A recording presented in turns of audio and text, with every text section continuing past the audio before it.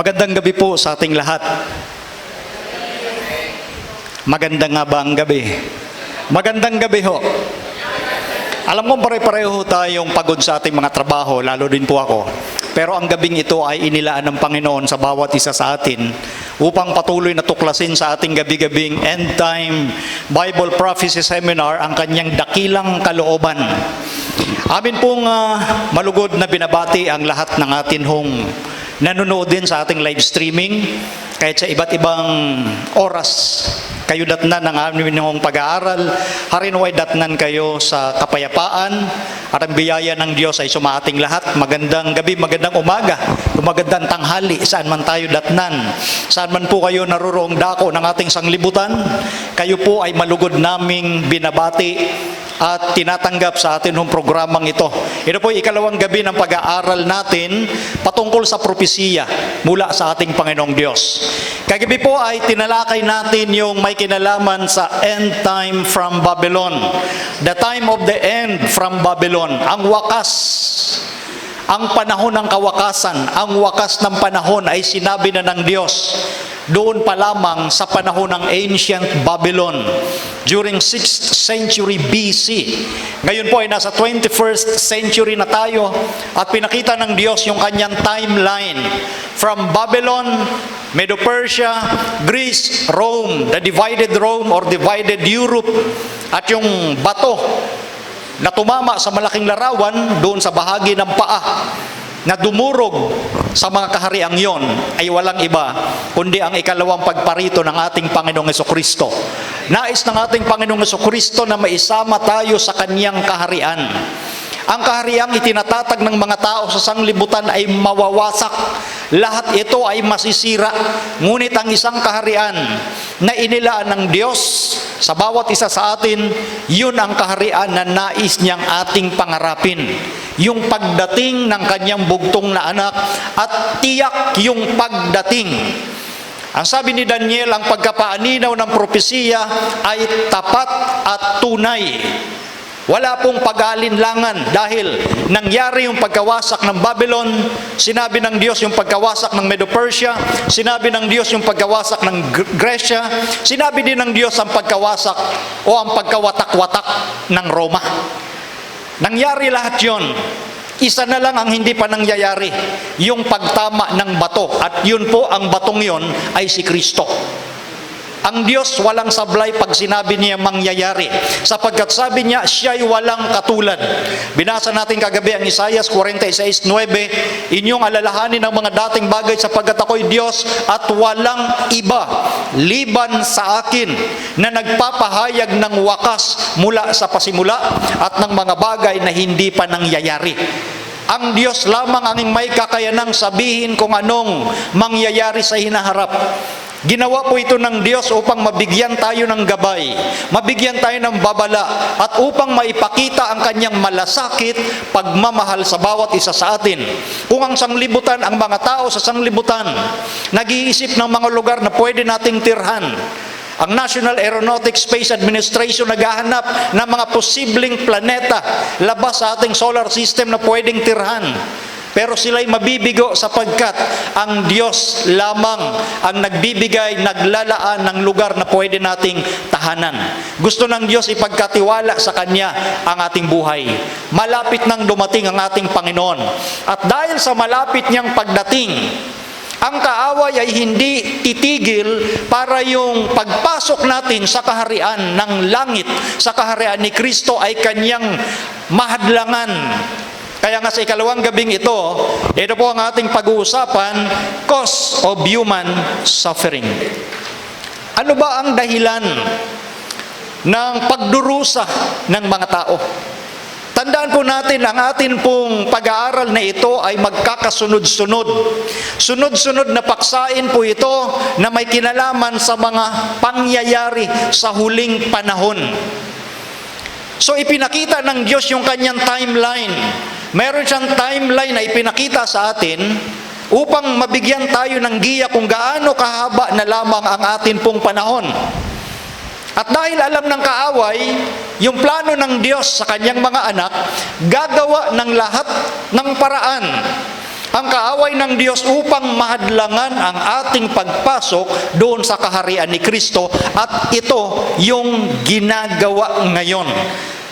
Magdadala siya ng tinatawag na pagdurusa sa sangkatauhan. Ngayon, papaano tayo mapapalakas ang ating loob dito sa sitwasyong dala-dala ng kaaway na ito?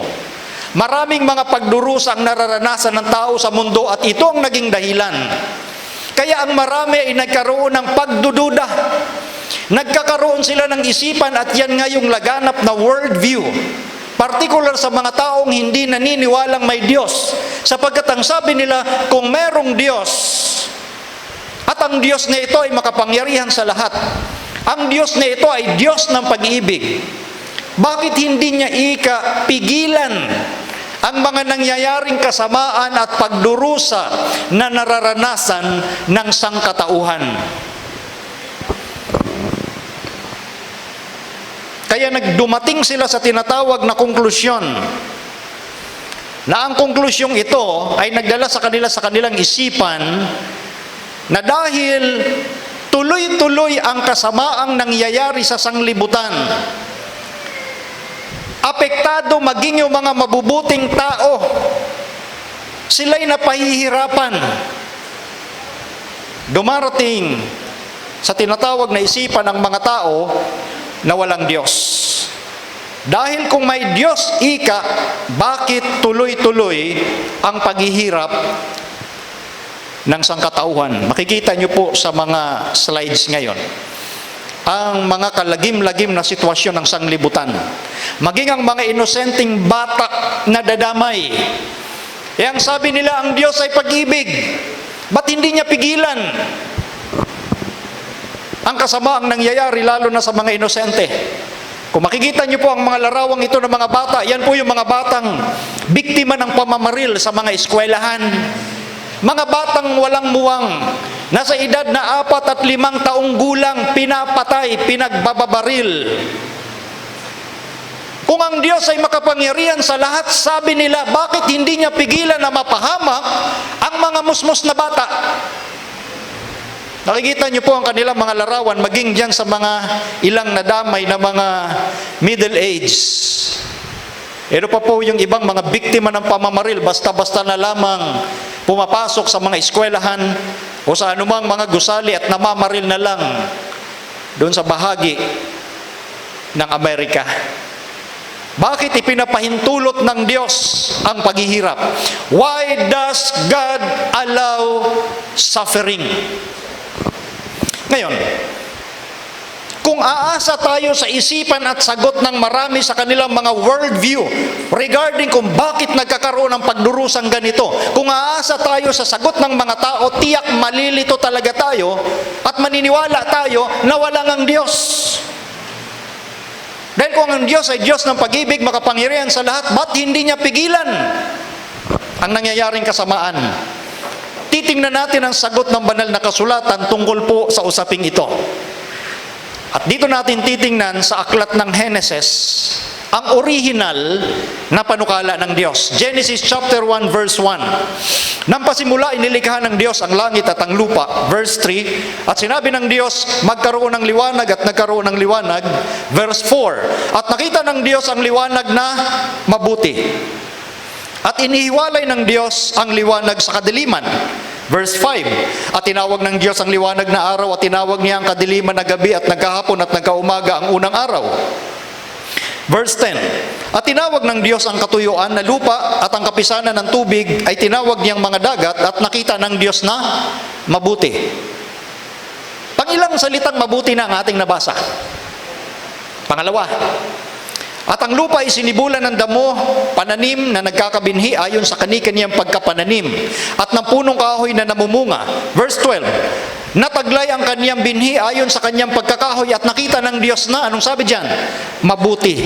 Verse 16, at nalikha ng Diyos ang dalawang malaking tanglaw. Ang malaking tanglaw ay upang magpuno sa araw at ang maliit na tanglaw ay upang magpuno sa gabi. Nilikha rin niya ang mga bituin. Verse 18, at upang magpuno sa araw at sa gabi, at upang maghiwalay ng liwanag sa kadiliman, at nakita ng Diyos na, anong sabi uli? Mabuti. Verse 21, at nilikha ng Diyos ang malalaking hayop sa dagat, at ang bawat may buhay na kinapal na gumagalaw, na ibinukal na sagana ng tubig. Ayon sa kani-kaniyang uri, at ang lahat na may pakpak na ibon, ayon sa kani-kaniyang uri, at nakita ng Diyos na, anong sabi uli? Mabuti. Verse 25, at nilikha ng Diyos ang ganid sa lupa ayon sa kanyang uri, at ang hayop ayon sa kanyang uri, at ang bawat umuusad sa ibabaw ng lupa ayon sa kani-kanyang uri, at nakita ng Diyos na, anong sabi? Mabuti. Pangilang beses nabasa natin yung salitang mabuti? 6 na beses. Ngayon, pansinin niyo sa huling talata ng Kapitulo 1 ng Genesis, at nakita ng Diyos ang lahat ng kanyang nilikha, at narito, anong sabi dyan? Napakabuti. 6 na beses sinabi yung salitang mabuti. Good, good, good, good, good, good. And then, ang conclusion, it was very good. Napakabuti. Ang tanong, meron bang ginawa ang Diyos na kasamaan? Sa original na panukala o plano ng Diyos, makikita natin na ang kanyang gustong gawin ay puro mabuti. Ang kanyang ginagawa para sa kanyang nilikha ay kabutihan. Mabuti, mabuti, mabuti, mabuti, mabuti, at napakabuti.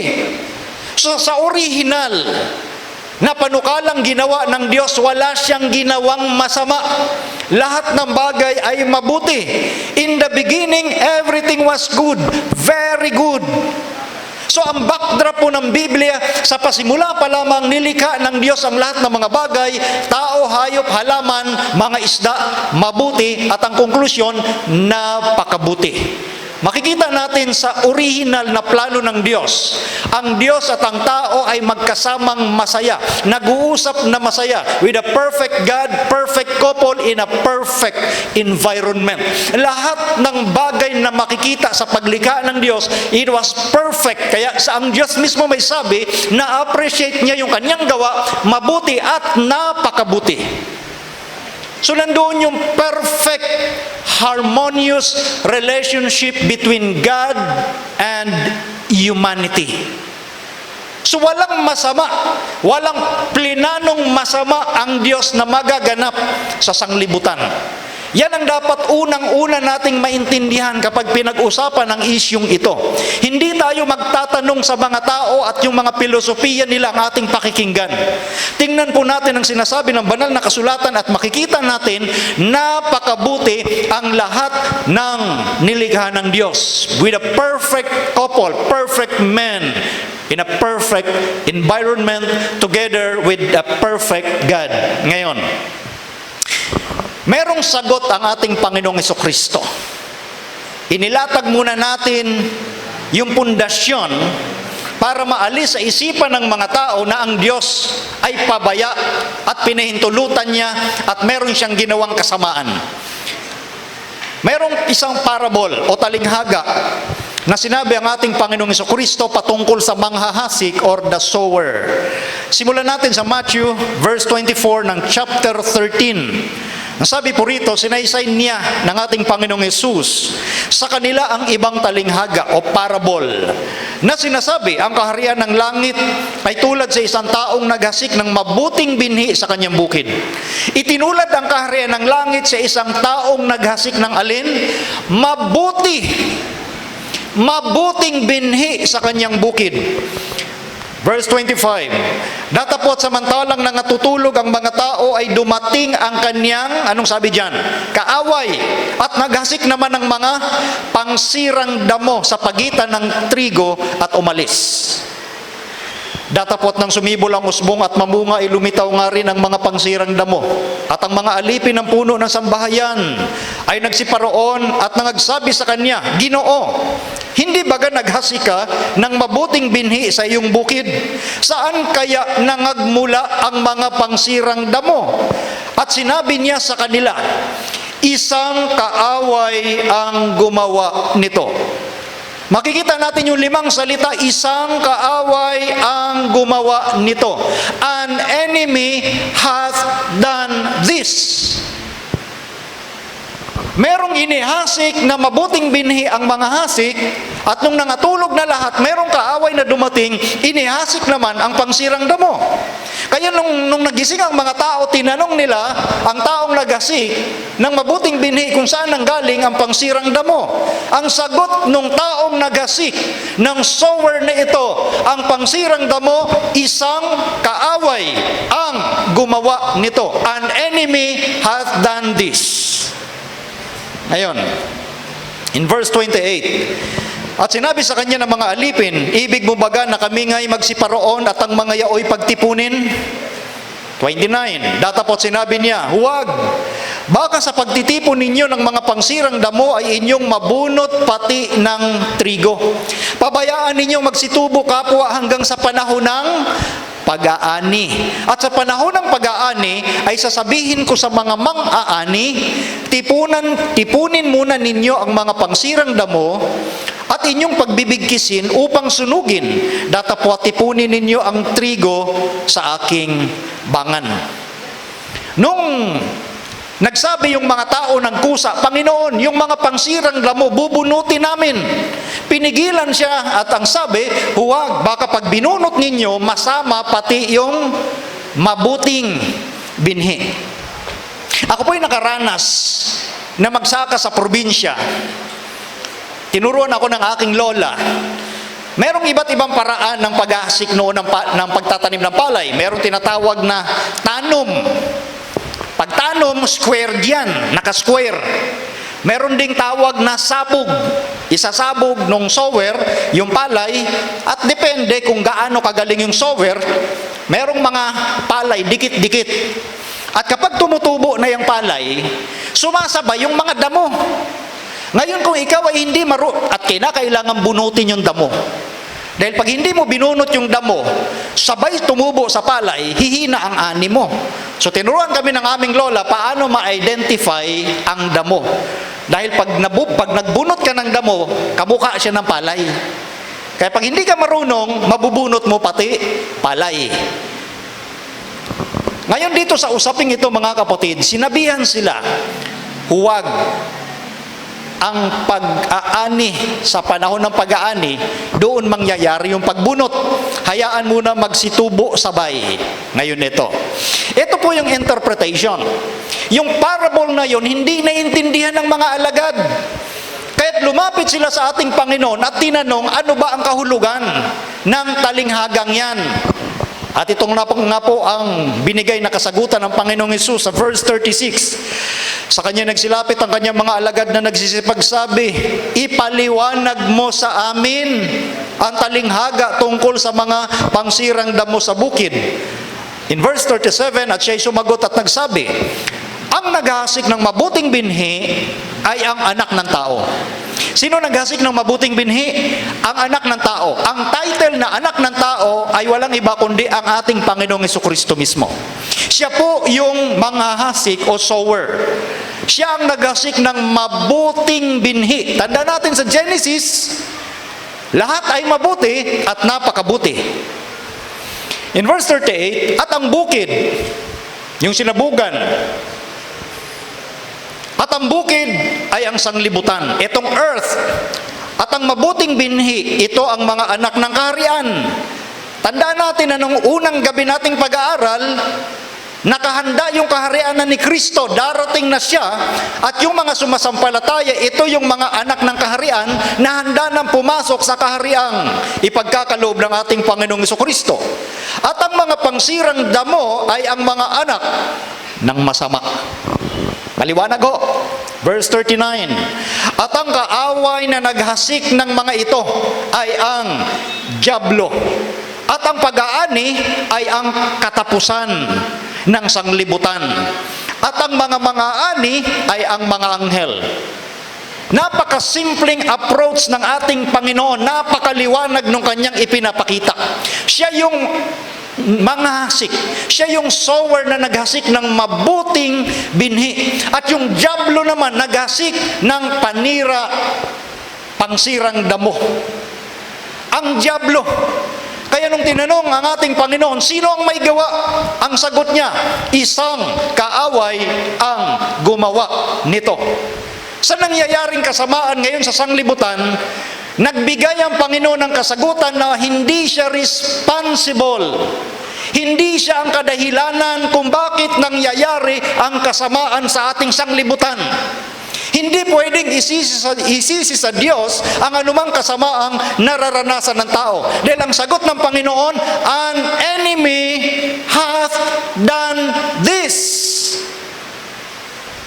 Yun mismo ang kasagutan ng ating Panginoon. Idinistansya niya ang kanyang sarili doon sa mga nangyayaring kasamaan. Ang gumawa niyan ay ang dyablo. At ang pag-aani ay ang katapusan ng sanglibutan. Yun yung ating pinag-aralan kagabi na sa pagdating ni Kristo, wawakasan niya ang lahat ng kasamaan sa sanglibutang ito. Mayroong katapusan ng sanglibutan. Paulit-ulit na sinasabi sa banal na kasulatan ang end of the world.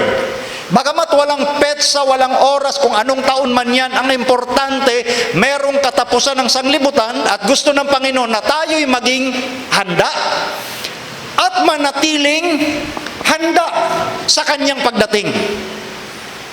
Yun ang kanyang paanyaya sa bawat isa sa atin. In verse 40, kung paano ang pagtipon sa mga pangsirang damo at pagsunog sa apoy, gayon din ang mangyayari sa katapusan ng sanglibutan. So tiyakan ang katapusan ng sanglibutan. Kaya natin pinag-aaral ang end time Bible prophecy. Ang Diyos ang nag-predict regarding sa end of the world. At idinitalye niya kung paano magwawakas ang sanglibutan. Ngayon, ito na yung ating pag-uusapan na kabutihan ng Diyos na pagsasauli, ang pagsasauli ni Jesucristo. Jesus Christ as the restorer. Tanda natin ang essence of the gospel is to restore. Isa sa uli yung dating mabuting kalagayan ng mga nilikha ng Diyos. Hindi ang Diyos ang nagpanukala ng kasamaan, sa pasimula ay kabutihan lahat ang kanyang ginawa. Sinira ito ng kaaway at ngayon kailangang ibalik ng Diyos sa pamamagitan ni Kristo yung dating sitwasyon ng sanglibutan. Kaya nga ang atin pong titingnan yung gagawing restoration, pagsasauli ng ating Panginoong Jesucristo sa dating kalagayan. Pansinin niyo, nung siya'y naparito sa lupa, ipinakita niya yung halimbawa kung paano unti-unti niyang ibinabalik yung isang mabuting sitwasyon o kalagayan ng tao. In Luke chapter 13 verse 10, ito po yung isang halimbawa. At siya'y nagtuturo sa mga sinagoga ng araw ng Sabath. At narito ang isang babae na may espiritu ng sakit na may 18 taon na at totoong baluktot at hindi makaunat sa anumang paraan. Sa makatuwid ay isang kuba. In verse 12, at nang siya'y makita ni Jesus, ay kanyang tinawag siya at sinabi niya sa kanya, babae, kalag ka na sa iyong sakit. At ipinatong niya ang kanyang mga kamay sa kanya at pagdakay siya'y naunat at niluwalhati niya ang Diyos. At ang pinuno sa sinagoga, dala ng kagalitan, sapagkat si Jesus ay nagpagaling ng Sabat, ay sumagot at sinabi sa karamihan, may 6 na araw na ang mga tao ay dapat na magsigawa. Kaya sa mga araw na iyan ay magsiparito kayo at kayo'y pagagalingin, at huwag sa araw ng Sabat. Datapot sinagot siya ng Panginoon at sinabi, kayong mga mapagpapaimbabaw, hindi baga kinakalaga ng bawat isa sa inyo sa Sabat ang kanyang bakang lalaki o ang kanyang asno sa sabsaban? At ito'y inilalabas upang painumin. Verse 16. At ang babaeng itong anak ni Abraham, pansinin niyo ang susunod na mga salita, na tinalian ni Satanas. Narito sa loob ng 18 taon, hindi baga dapat kalaga ng taling ito sa araw na Sabat? Makikita po ninyo dyan ang usapan na kung saan yung prinsipyo ng ating Panginoon bilang mabuting Diyos, isinasauli niya sa mabuting kalagayan ang taong pinahirapan ni Satanas. Kaya dito makikita natin yung contrast. Jesus as the restorer and Satan as the destroyer. Si Satanas na mapangwasak, binigyan niya ng sakit ang mga tao at si Jesus ipinapakita niya na ibabalik niya, i-restore niya, isasauli niya sa mabuting kalagayan ng tao sapagkat sa pasimula, mabuti ang plano ng Diyos sa tao. Walang masamang plinano ang Diyos sa tao. At maliwanag na sinabi ni Kristo, an enemy hath done this. Isang kaaway ang gumawa nito. At ang isang example, sinabi niya, ang babaeng ito na Kuba, tinalian ni Satanas sa loob ng 18 years. So sino pong nagpapahirap sa tao? Si Satanas. Sino ang nagpapagaan ng kalagayan ng tao? Si Jesus. Jesus as the restorer versus Satan, the destroyer. So napakabuti ng Diyos sa tagpong ito. Ngayon, ang tanong, sino si Satanas? Ginawa ba ng Diyos si Satanas? Sabi sa Lucas 10:18, sa tanong niyan, at sinabi niya sa kanila, sinabi ni Jesus, nakita ko si Satanas na nahuhulog na gaya ng lintik mula sa langit. Ano sabi ng ating Panginoon? Nakita niya si Satanas na nahuhulog gaya ng lintik. Saan galing? Sa langit. Ibig bagang sabihin, sa langit galing si Satanas. May ginawa ba ang Diyos na Satanas at ipinatira niya sa langit? Ngayon, tingnan natin ito. Ginawa nga ba ng Diyos si Satanas? Meron pong sagot ang Ezekiel chapter 28 at mamaya ang Isaiah chapter 14. Pansinin niyo po ang parallelism in verse 12 ng Ezekiel 28. Anak ng tao, panaguyan mo ang hari sa Tiru. At sabihin mo sa kanya, ganito ang sabi ng Panginoong Diyos, iyong tinatatakan ng kabuuan na puno ng karunungan at sakdal sa kagandahan. Ikaw ay nasa Eden na halamanan ng Diyos. Lahat ng mahalagang bato ay iyong kasuotan. Mayroon po ritong tinutukoy na being ang ating Panginoon na nakatira sa Eden. Eden means pleasure. The Garden of Eden means the garden of pleasure. So ang being na ito, lahat ng mga mahalagang bato ay kanyang kasuotan. Ang sardio, ang topasyo, diamante, berilo, onyx, jaspe, zafiro, esmeralda, karbungko at ang ginto. Ang pagkayari ng iyong pandereta at iyong mga plauta ay napa sa iyo. Sa kaarawan na ikaw ay lalangin ay nangahanda. Merong isang being sa Garden of Eden, siya po ay nilikha, nilalang siya. Ang kanyang katungkulan, sabi sa verse 14, ikaw ang pinahirang kirubin na tumatakip. At itinatag kita na ano pat ikaw ay nasa ibabaw ng banal na bundok ng Diyos. Ang kanyang katungkulan, siya po ay anointed cherub. Pinahirang kirubin. Ang kirubin ay isang grupo ng mga anghel. Meron pang seraphim. Pero pag ikaw ay sinabing pinahiran, ito po ay mataas na katungkulan o mataas na kalagayan ng isang anghel. Sapagat pag sinabing anointed o pinahiran, siya mismo ay nasa presensya ng Diyos. Napansin niyo po yung simbolismo na ipinagawa noon kay Moises, itong dalawang anghel na nakatakip doon sa tinatawag na mercy seat. Yung mercy seat na nasa gitna, diyan lumilitaw yung glory ng Diyos doon sa earthly sanctuary. Ang sanctuaryo sa Israel ng mga Hudyo. Simbolismo yan kung papaanong yung mga anghel na kerubin ay tumatakip ang kanilang pakpak. Sila po ay nasa harap mismo ng Diyos. Ang pinahirang kerubin, siya mismo ay nasa harap ng Diyos. Ganon kataas ang kanyang katungkulan. Ano sabi sa verse 15? Ikaw ay sakdal sa iyong mga lakad mula sa araw na ikaw ay lalangin hanggang sa ang kalikuan ay nasumpungan sa iyo. Ang tinutukoy na ito na isang being, na isang angel, na napakataas ng katungkulan, leader siya ng mga anghel. Bilang isang anghel na nagmiministeryo sa harap ng Diyos, siya po ang leader ng mga anghel.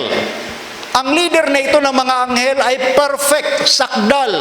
Thou wast perfect in the day that thou wast created, till iniquity was found in thee. Siya po ay isang perfect. Siya po ay walang kasalanan. Siya po ay leader ng mga anghel. Hanggang sa dumating ang araw na gumawa siya ng kalikuan o kasalanan sa harap ng Diyos. Ang tanong, sino itong perfect angel na leader ng mga anghel na lahat ng mahalagang kasuotan ay suot niya? Punong-puno siya ng karunungan. Napakatalinong anghel, sakdal sa kagandahan. Ano ang dahilan ng kanyang pagbagsak, ng kanyang pagkakasala? Verse 16, dahil sa karamihan ng iyong kalakal ay kanilang pinuno ang gitna mo ng pangdadahas, at ikaw ay nagkasala, kaya't inihagis kitang parang dumi mula sa bundok ng Diyos, at ipinahamak kita, o tumatakip na kirubin mula sa gitna ng mga batong mahalaga. Siya'y inihagis ng Diyos mula sa bundok ng Diyos. Ang bundok ay simbolismo sa Biblia ng kingdom. Galing mismo siya sa kaharian ng Diyos sapagkat siya'y nasa Garden of Eden, Garden of Pleasure. Nagkaroon ng problema at nagkasala itong anghel na ito. In verse 17, ito ang pagkahayag kung anong pagkakasala ang nangyari na kanyang ginawa. Ang iyong puso ay nagmataas dahil sa iyong kagandahan. Iyong ipinahamak ang iyong karunungan dahil sa iyong kaningningan. Aking inihagis ka sa lupa. Napansin niyo po yun? Ang kanyang puso nagmataas dahil sa kanyang kagandahan. Dumating sa punto na itong perfect angel na ito, na leader ng mga anghel, na punong-puno ng karunungan, na sakdal sa kagandahan, dumating sa punto na sa halip siya'y tumingin sa Diyos, na sa halip sa kanyang manlalalang siya lagi nakatingin, tumingin na siya sa kanyang sarili. Dito po lumitaw yung tinatawag na naging unconscious siya sa Diyos at naging conscious sa kanyang sarili. Tiningnan na niya yung kanyang sarili at yun ang naging dahilan ng kanyang pagmamataas. Pride. Doon nang galing sa angel na ito ang kasalanan dahil sa kanyang pagmamalaki. Ang gobyerno ng Diyos, mga kapatid, mga kaibigan, ay nakatatag sa tinatawag na pag-ibig or love. And love must be allowed to say no. Ito po ang karapatang binigay ng Diyos sa lahat ng kanyang nilikha, anghel man yan, tao man yan, o kung sino mang nilikha ng Diyos. Binigyan ng Diyos ng laya, ng karapatang pumili ang kanyang mga nilalang. Dahil ayaw ng Diyos na pilitin ang kanyang mga nilalang na siya'y sambahin, na hindi naman nila gustong sambahin siya. Ang nais ng Diyos ay mahalin siya, sambahin siya, ayon sa gusto mo na pagsamba at pagmamahal na iukol sa Kanya. Pero kung ayaw mo, karapatan mo yon. At yun ang pinili ng angel na ito na hindi sumunod ng lubusan sa Diyos. Sa Isaias, binigyan siya ng pangalan kung sino itong kirubin na tumatakip. Isaias, Kapitulo 14, talatang 12. Ano't nahulog ka mula sa langit, o tala sa umaga, anak ng umaga, paanong ikaw ay lumagpak sa lupa, ikaw na siyang nagpahina sa mga bansa. Napansin niyo po ang unang salita na ginamit ni Isaias, ano't nahulog ka? How art thou fallen from heaven? Ano nga ang sabi ng ating Panginoon sa 10:18 ng Lucas? At nakita ko si Satanas na nahuhulog gaya ng lintik mula sa langit. Ang tanong ni Isaias, how art thou fallen? Anong dahilan? Ano't nahulog ka mula sa langit? At ang pangalan niya, tala sa umaga. Morning star. Sa Latin, ang tawag dito ay Lucifero. Diyan ang galing yung salitang English na Lucifer. So ang pangalan ng perfect angel na ito, na punong-puno ng karunungan, sakdal sa kagandahan, ang kanyang pangalan is Lucifer. Dahil napakaganda ng kahulugan ng salitang Lucifer, tala sa umaga. Morning star.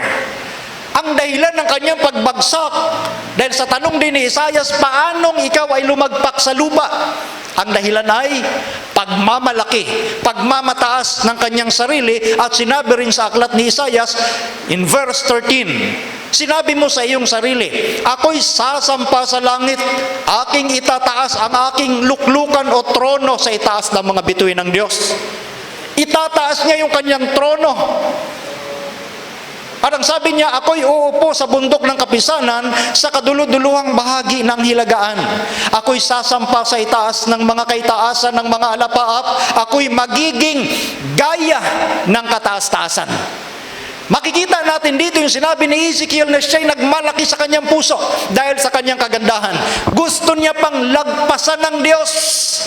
Hindi siya nakontento sa mataas na posisyon na binigay sa kanya ng kanyang manlalalang. Gusto niya pang lagpasan yung trono ng Diyos. Gusto niya mapunta pa sa dulong bahagi ng hilaga. Pag sinabing hilaga, norte, lahat ng bahagi ng taas gustong puntahan nitong si Lucifer. Gusto niya maging tulad sa Diyos, tulad sa kataas-taasan. Ito po ang naging kasalanan ng perfect angel na si Lucifer. Lucifer, an exalted, mataas na anghel, leader ng mga anghel, pinili niya na maging Satanas. Dahil ang salitang Satanas or Satan ay nangangahulugang enemy, kaaway, or adversary. So pinili ni Lucifer na maging kaaway ng Diyos. Dahil sa kanyang free will, sa kalayaan niyang piliin yung gusto niyang piliin. Lucifer, an exalted angel, became Satan, a fallen foe. So hindi po nilikha ng Diyos si Satanas. Ang nilikha ng Diyos ay isang napakagandang anghel. Ginawa niyang leader ng mga anghel. Napakatalinong anghel. Napakagandang anghel. Pinili ng anghel na labanan ng Diyos, kaya siya naging Satanas. So walang nilikhang Satanas o Diablo ang Diyos. Thou wast perfect in the day that thou wast created, till iniquity was found in thee. So perfect ito. Kaya nga doon kanina sa ating pasimula, sa ating paglalatag ng pundasyon, sa paglikha ng Diyos, mabuti, mabuti, mabuti, mabuti, mabuti, at napakabuti. Walang ginawang kasamaan o maging diablo ang Diyos. Lahat ay mabuti. Pinili ng anghel na ito na maging kaaway ng Diyos. God did not create Satan. Lucifer created Satan. Si Lucifer mismo ang lumikha ng pagiging Satanas niya. Anong gusto niya? Higher position, an exalted throne, rulership and dominance. Number 4, worship.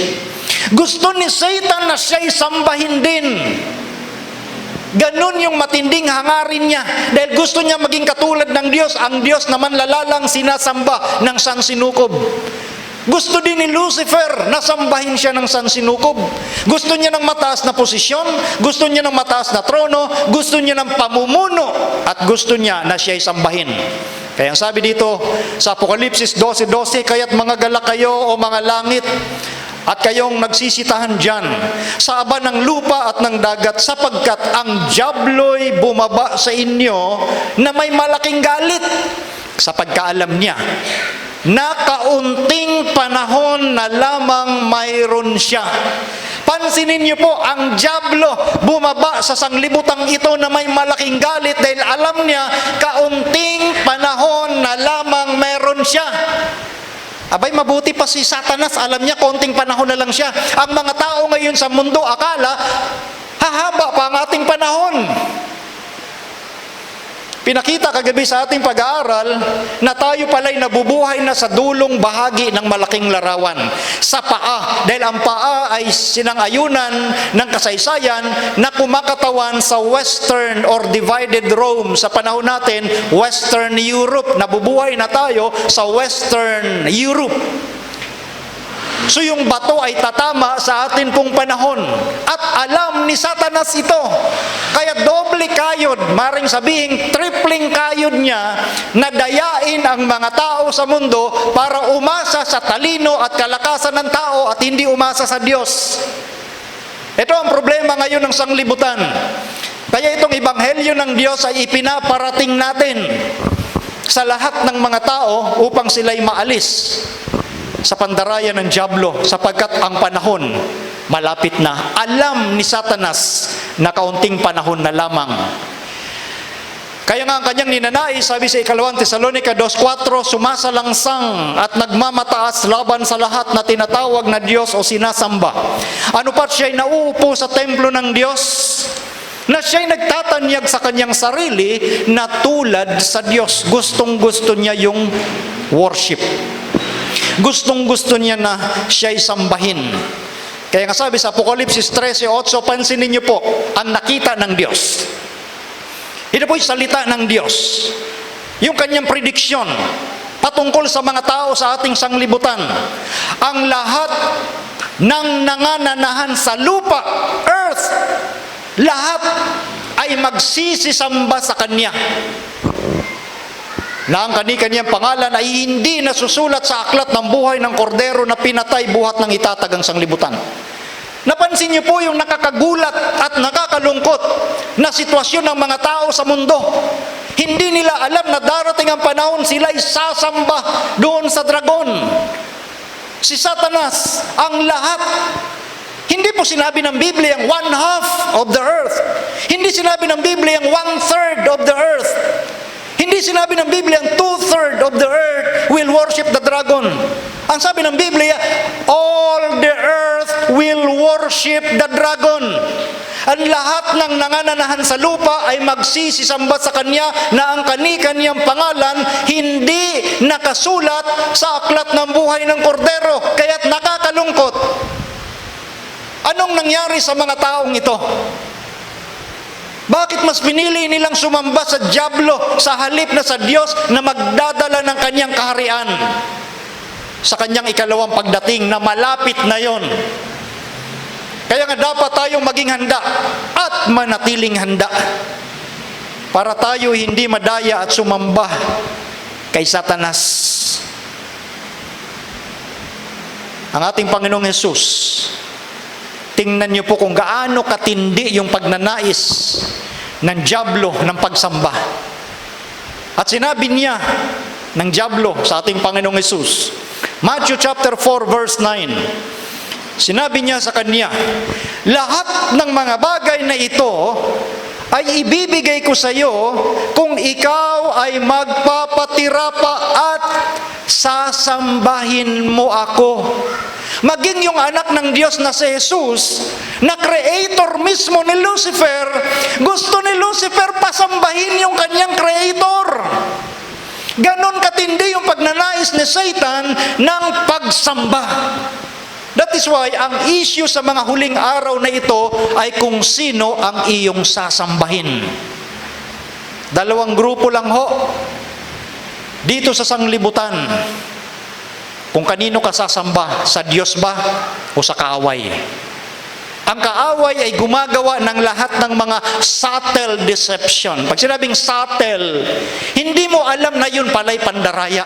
Subtle, manipis, dahan-dahan, hindi mo namamalayan, hindi mo nakikita na ang philosophy mo, ang prinsipyo mo, ang isipan mo ay nakaukol na pala sa pagsamba kay Satanas.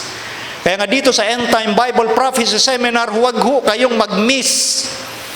Huwag ho kayong magliban dito po sa 13 gabi ng ating pag-aaral. Sapagkat dito maiintindihan natin yung isyong nagaganap sa ating sanglibutan. Kaya sa unang topic natin kagabi, ipinakita yung mga kaharian ng mundo at ang pagdating ng kaharian ng Diyos. Nais ng Diyos na pumasok tayo sa kanyang kaharian. Libre po iyon, walang bayad. Dahil ang kaligtasan ay biyaya ng Diyos. At alam ni Satanas yun, kaya pipigilan niya ang mga tao na sumamba sa Diyos. Gagawa siya ng lahat ng pandaraya. Kasama na itong topic natin, ang dahilan ng pagdurusa ng sangkatauhan. Tuloy natin. The pivotal issue at the end of time is the issue of worship. Tingnan po ninyo ang dalawang prinsipyo. Ang deception, isa sa deception ni Satan. Acts of God or act of the devil.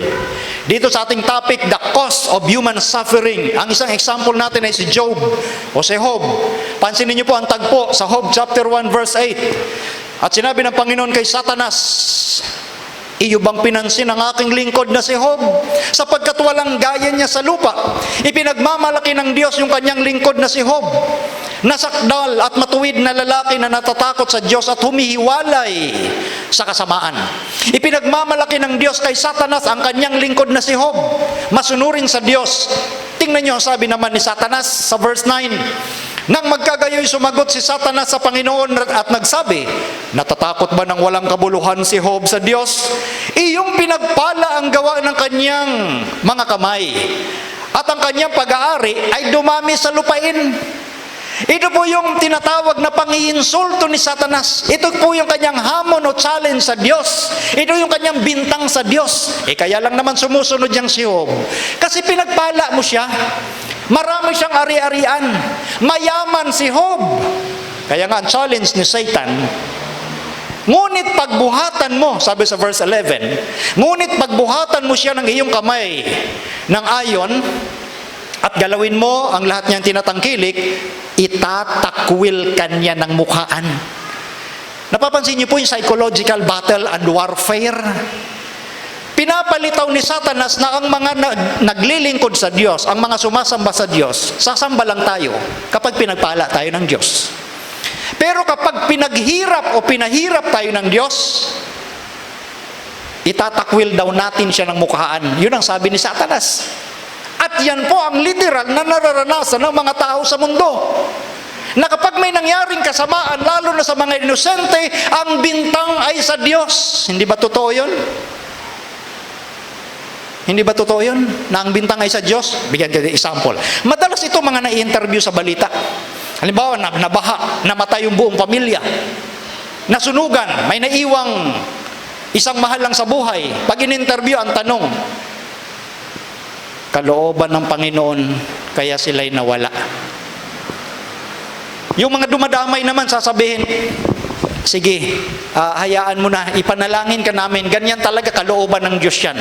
Can you imagine na matay yung mahal mo sa buhay at gusto ng Diyos? Gusto ba ng Diyos na patayin ang iyong mahal sa buhay? Kalooban ba ng Diyos na may mangyaring masama sa mga tao? Yan ho ang isipan ng mga tao ngayon. Yan ho ang lason ni Satanas sa isip ng mga tao. At yan mismo yung sinabi ni Satanas sa harap ng Diyos patungkol sa pagmamalaki ng Diyos kay Job. Kaya nagtatagumpay ngayon ang dyablo pagdating sa mindset, psychological warfare, digmaan sa isipan at paniniwala ang nangyayari sa mundo natin ngayon. Di ba sa mga insurance lang, sa mga car insurance, para mabayaran ka ng insurance, like for example, yung sasakyan mo ay nadisgrasya dahil nabagsakan ng punong kahoy, bagyo, o naanod ng baha katulad ng undoy. Kung walang clause sa insurance na acts of God, hindi yan babayaran ng insurance. So, ibig bagang sabihin, kaya napahamak ang ari-arian mo, nabagsakan ng punong kahoy dahil may bagyo at inanod ng baha katulad ng undoy, gawa ng Diyos yan. Nakita niyo mga kapatid kung gaano ang katinding labanan ngayon sa mundo? Acts of God or acts of the devil? Ibinibintang lahat sa Diyos ang nangyayaring pagdurusan ng tao. Samantalang ipinapakita sa ating pag-aaral na ang ating Panginoon ay tagapagsauli ng sira, restorer versus Satan as the destroyer. Pero nagtatagumpay ang kaaway, kagaya ng example na ito kay Job. Pansinin niyo po. At sinabi ng Panginoon kay Satanas, nung sinabi ni Satanas na, kaya lang naman sumusunod yang si Job kasi mayaman yan, pinagpala mo, subukan mong galawin siya. Ibig sabihin, pahirapan. Kaya ang sabi ng Diyos kay Satanas, narito, lahat niyang tinatangkilik ay nasa iyong kapangyarihan, siya lamang ang huwag mong pagbuhatan ng kamay. Pinayagan ng Diyos na gawin ni Satanas ang kasamaan kay Job. Huwag lang niyang patayin si Job. At ito ang ginawa ni Satanas kay Job. Sa gayon, lumabas si Satanas mula sa harapan ng Panginoon at nangyari isang araw nang ang kanyang mga anak na lalaki at babae ay nagsisikain at nagsisiinom ng alak sa bahay ng kanilang kapatid na panganay. At dinaluhong ng mga sabeyo at pinagdadala. Oo, kanilang pinatay ng talim ng tabak ang mga bataan. At ako lamang ang nakatanang mag-isa upang magsaysay sa iyo. 16. Samantalang siya ay nagsasalita pa, ay dumating naman ang iba at nagsabi, ang apoy ng Diyos Apoy ng Diyos ay nalaglag mula sa langit at sinunog ang mga tupa at ang mga bataan at pinagsupok. 17. Samantalang siya nagsasalita pa, ay dumating naman ang iba at nagsabi, ang mga Kaldeo ay nagtatlong pulutong at dumaluhong sa mga kamelyo at pinagdadala. Oo, pinatay ng talim ng tabak ang mga bataan at ako lamang ang nakatanang mag-isa upang magsaysay sa iyo. Verse 7 ng chapter 2, sa gayoy umalis si Satanas mula sa harapan ng Panginoon at pinasibulan si Job ng masamang bukol na mula sa talampakan ng kanyang paa hanggang sa kanyang puyo. Sa madaling salita, sa kwentong ito, ginawa ni Satanas, pinatay yung mga anak ni Job, sinira yung mga ari-arian ni Job, at binigyan ng matinding sakit si Job. Sino ang gumagawa ng kasamaan sa tao? Satan as the destroyer. Sino ang nagbigay ng salot kay Job? Satan. Sino ang nagnakaw ng kanyang mga pag-aari at pumatay ng kanyang mga servant? Satan. Sino ang nagdala ng tornado na pumatay sa kanyang mga anak na lalaki at babae? Satan. Pinahintulutan ng Panginoon ang kahirapan na dumating sa ating buhay upang subukin ang ating katapatan at pag-ibig sa Diyos. Ito po ang dapat nating maunawaan. Katulad ni Job, mayroon siyang mga anak na lalaki at babae na gustong magtapat sa Diyos. Sa hirap man o sa kasaganaan, may mga anak ang Diyos na gustong magtapat sa Kanya. Si Satanas gagawin ang lahat ng paraan para ang pagkapit mo, ang pagtitiwala mo sa Diyos ay bitawan mo, bumitaw ka. Gagawin niya ang pagdurusa sa iyo sa lahat ng panahon, sa lahat ng bahagi ng buhay mo. Anumang pagsubok ang nararanasan mo, kapatid o kaibigan, gawa lahat ni Satanas yan. Tandaan natin ang sinabi ng ating Panginoon, isang kaaway ang gumawa nito. An enemy hath done this. Nagbigay ng distansya ang ating Panginoon na wala siya, hindi siya responsible sa mga hirap, sa mga pagdurusa na nararanasan ng tao. Si Satanas ang gumagawa ng lahat ng ito. Maaring ipinahintulot niya ng Diyos upang subukin ang ating katapatan. Dahil alam ni Satanas, pag ikaw ay patuloy na nagtapat sa Diyos, makakasama ka sa kanyang kaharian. At ayaw mangyari ni Satanas na makasama ka sa kaharian ng Diyos. Kaya ginagawa niya na magdusa ang mga anak ng Diyos. Nakita ho ninyo kung anong issue dito na pinag-uusapan sa End Time Bible Prophecy. Maraming mga taong nag-iisip ang Diyos ang pabaya, kaya nangyayari yung kamatayan ng mga inosente, nangyayari yung mga disgrasya ng mga taong mababait din. Ibinibintang lahat sa Diyos. Pero ang tunay na may gawa, Satan as the destroyer. Satan is the guilty one responsible for all the evil on planet Earth. Who is responsible? Satan. Sinabi niya sa kanila, isang kaaway ang gumawa nito.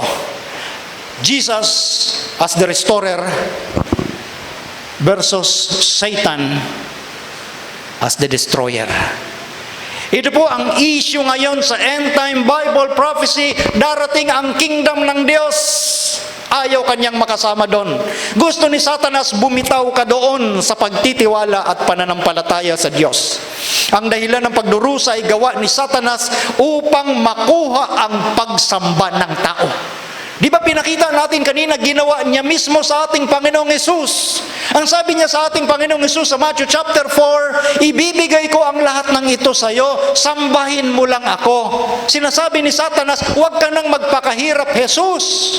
Pwede ko namang ibigay ang lahat ng luho ng mundo, ang kayamanan ng mundo, sumamba ka lang sa akin. So lahat ng material na bagay, inaalok ni Satan. At kapag nagtapat ka sa Diyos, pagdurusa ang dadanasin mo para makuha ni Satanas ang iyong pagsamba. Who will you worship? Who will you serve? Sa bagong langit at bagong lupa, pansin ninyo sa Apokalipsis 21:1, at nakita ko ang isang bagong langit at ang isang bagong lupa, sapagkat ang unang langit at ang unang lupa naparam at ang dagat ay wala na. Verse 4 ng chapter 21 ng Apokalipsis, at papahirin niya ang bawat luha sa kanilang mga mata. At hindi na magkakaroon ng kamatayan. Hindi na magkakaroon pa ng dalamhati. Unang pananambitan man, unang hirap pa man, ang mga bagay ng una ay naparam na. Kapag ipinagkatiwala mo, kaibigan at kapatid, sa ating Panginoong Yesus bilang restorer o tagapagpanauli ang iyong buhay, yung pagdurusa sa kanyang pagdating, wala na. Wala ng hirap, wala ng problema, wala ng pagluha. Ang luha, ang dalamhati, ang hirap ay dala ni Satan para makuha ang iyong pagsamba. Ayaw ng Diyos na magpadala tayo sa pambubuyo ng kaaway, sa pambubuyo ni Satanas, na kapag naghirap ka, bumitaw ka na dyan. Hayaan mo na yung Diyos mo. Nagtatapat ka nga sa Diyos mo, naghihirap at nagdudusa ka naman. Hindi mo naaabot yung gusto mong maabot dahil gusto mong sumunod sa Diyos. Yan ang mga bulong ni Satanas sa ating isipan. Ngunit, sa pagdating ng kaharian ng Diyos, sa bagong langit, sa bagong lupa, hindi na magkakaroon ng pagdurusa, hindi na magkakaroon ng hirap, hindi na magkakaroon ng pananambitan, wala ka ng problema, kaibigan. Nais ng Diyos, kung anumang pagdurusa ang dinadanas mo sa kasalukuyan, manghawa ka lang sa Diyos. Kumapit ka sa Diyos, manalangin ka pa sa Diyos na patatagin ka niya ngayon.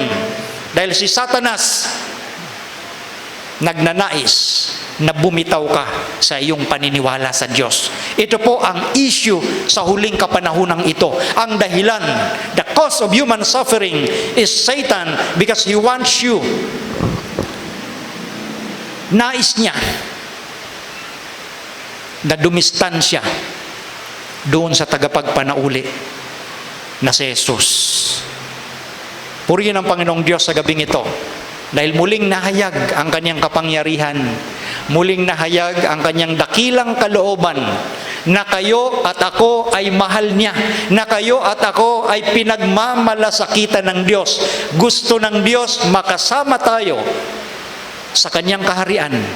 Hindi lang ikaw, kundi ang bawat miyembro ng iyong pamilya. So ibahagi natin ang mensaheng ito sa ating mga mahal sa buhay, sa ating mga kaibigan. Ang pagdurusa ay paraan ni Satanas para bumitaw ka sa paniniwala sa Diyos. Ngunit purihin ng Diyos sa gabing ito, nahayag ang kanyang mabuting kalooban, tutulungan kanya, bibigyan kanya ng kapayapaan sa gitna ng pagdurusa. Kahit apoy ang nilalakaran mo, sasamahan ka ng Diyos sa apoy na yan para makalagpas ka. At kung magkagayon, ikaw at ako ay sama-samang sasalubong sa kaharian ng Diyos sa kanyang ikalawang pagdating. Pagpalain tayong lahat sa gabi pong ito.